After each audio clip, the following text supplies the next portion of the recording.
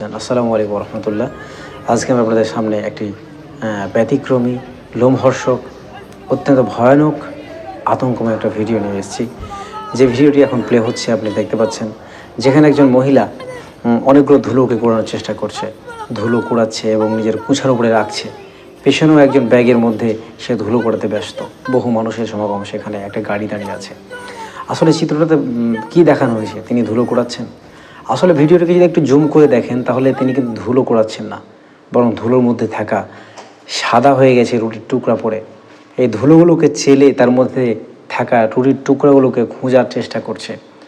সেই রুটির টুকরাগুলো যদি পেয়ে যান তাহলে খাদ্য হিসেবে গ্রহণ করবেন। এই ভিডিও দেখার পরে কোনো মানুষ কি স্থির থাকতে পারে? কোনো মানুষ কি খুব স্বাভাবিকভাবে থাকতে পারবে? আমি তো পারিনি ভাই, এটা আমি পারিনি। আমি চমকে গেছি, হতচকিত হয়েছি, মর্মাহত হয়েছি, কষ্ট পেয়েছি, চরমভাবে ব্যথিত হয়েছে। আমার মনে হয় আপনিও তেমন ব্যথিত হয়েছেন। আপনি লক্ষ্য করে দেখুন তো ভিডিওটি ভালো করে। এই মহিলা ধুলোগুলোকে কুড়িয়ে কুচের মধ্যে রেখে আবার তুলে উপর দিকে ছুঁড়ে মারছে। কেন মারছে? গোটা পৃথিবীকে জানিয়ে দিচ্ছে যে দেখো আমাদেরকে কিভাবে খাবার বিহীন রেখে দেওয়া হচ্ছে, খাদ্য ছাড়াই আমাদেরকে মেরে ফেলা হচ্ছে। দেখো হে বিশ্ববাসী, তোমরা দেখো, তোমরা যেখানে প্রতিদিন হাজার হাজার কোটি টন তোমরা খাবার নষ্ট করছো, সেখানে আমরা না খেতে পেয়ে মারা যাচ্ছি। যেখানে সারা পৃথিবীতে আজকে খাবারের সেলিব্রেশন চলছে, অপচয়ের সেলিব্রেশন চলছে, সেখানে আমরা আজকে না খেতে পেয়ে মারা যাচ্ছি। আল্লাহর কাছে হয়তো তিনি খাবারগুলোকে, উচ্ছিষ্ট খাবারগুলোকে, ধুলোর মধ্যে থাকা খাবারগুলোকে ধুলো সহ উড়িয়ে দিয়ে প্রচার করার চেষ্টা করছে। আল্লাহ তুমি দেখো আজকে আমাদেরকে কিভাবে তারা না খেতে পেয়ে অনাহারে মেরে ফেলছে।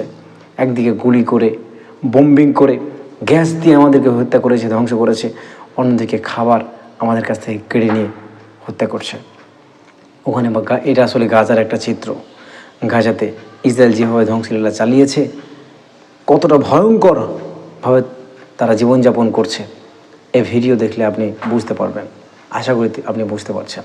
প্রিয় ভাইরা আমার, আমি প্রতিদিন সারা বিশ্বের মানুষ কত পরিমাণ খাবার নষ্ট করে আপনি জানেন? সারা বিশ্বে প্রতিদিন 100 কোটি টন খাদ্য নষ্ট হয়, যেখানে সারা পৃথিবীতে 80 কোটি মানুষ অনাহারে ধুঁকছে। খাবার না খেতে পেয়ে অনাহারে দিন কাটাচ্ছে, খাবার পাচ্ছে না উপযুক্ত। অন্যদিকে 100 কোটি টন প্রতিদিন খাবার নষ্ট হচ্ছে। 100 কোটি টন। ভারতবর্ষে মাথা পিছু 55 কেজি খাবার নষ্ট হয়। 140 কোটি বর্তমানে ভারতবর্ষের মানুষ, সেখানে মাথা পিছু 55 কেজি খাবারই নষ্ট হয় ভারতবর্ষে। আপনি চিন্তা করেছেন কী পরিমাণ খাবার নষ্ট হচ্ছে? আমরা কি এভাবে হিসাব দিতে পারবো ভাই? আমরা যদি খাবার নষ্ট করি হিসাব দিতে পারবো আল্লাহকে? আল্লাহ কিন্তু রিজিকের ব্যবস্থা করেছেন, আপনারা আমার সবার রিজিকের ব্যবস্থা করেছেন। আর সেই খাবারকে আমরা যদি এইভাবে উড়িয়ে দিই, অপচয় করে দিই, আল্লাহ কিন্তু ভালোবাসবেন না। আমাদের উপরে শাস্তি অপরিহার্য। আসেন, আজকে মানবতা যেখানে একদম হাত পা গুটিয়ে বসে আছে, সেই জায়গায় মানবতার হাত অত্যন্ত প্রয়োজন। আসেন, আপনি আমি সবাই মিলে বিন্দু বিন্দু করে হলেও আমাদের খাদ্য থেকে, আমাদের ইনকাম থেকে, আমাদের রুজি থেকে, আমাদের রিজিক থেকে সঞ্চয় করে ওই গাজার মানুষগুলোর পাশে সহযোগিতার হাত বাড়ায়। তাদের কাছে একবারের জন্য যদি খাবার আমরা পৌঁছে দিতে পারি, একটু তৃপ্তি করে যদি খেতে পারে, তবুও কিন্তু এটা অনেক বড় একটা স্বভাবের কাজ হবে। অন্যদিকে আপনি যদি খাবার নষ্ট করেন তাহলে আল্লাহ কিন্তু আপনাকে ছেড়ে দেবে না। সূরা আরাফের মধ্যে আল্লাহ তাআলা বলছেন, ওয়ালা তুসরিফু, তোমরা কী করবে না? অপচয় করবে না। আল্লাহ বলছেন অপচয় করবে না। আল্লাহ তাআলা কোনো অপচয়কারীকে ভালোবাসেন না। আল্লাহ অন্য জায়গাতে বলছেন, ইন্নাল মুবাযযিরিনা কানু ইখওয়ানা শায়াতিন। আল্লাহ তাআলা যত পৃথিবীতে অপচয়কারী আছে, এই অপচয়কারীগুলো হচ্ছে শয়তানের ভাই। আপনি চিন্তা করেছেন, শয়তানের ভাই বলা হচ্ছে। প্রিয় ভাইরা আমার, আসেন আমরা মানবতার হাত বাড়িয়ে দিই।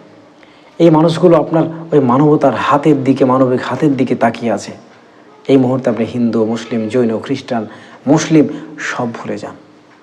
আপনি যে বর্ণের হোক, যে কাস্টের হন না কেন, যে ধর্মের হন না কেন, যে বর্ণের হন না কেন, এই মুহূর্তে আপনার আমার দায়িত্ব হচ্ছে ওই মানুষগুলোর পাশে দাঁড়ানো, ওই মানুষগুলোর পাশে একটু দাঁড়ানো, সহযোগিতার হাত বাড়ানো।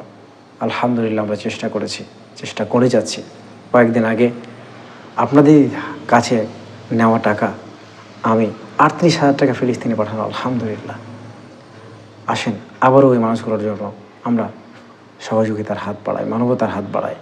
আল্লাহ খুশি হবে ইনশাআল্লাহ। চলেন আপনার আবার মানবিক হাত, মানবিক আওয়াজ, মানবিক মুখ, মানবিক কণ্ঠ, মানবিক হাত আমরা সামনের দিকে নিয়ে যাই। আল্লাহ আমাদের রেহাই দেন, আমিন। গাজাবাসীর মানুষজনকে সহযোগিতার জন্য আমরা যেন আপনার চেষ্টা চালাতে পারি।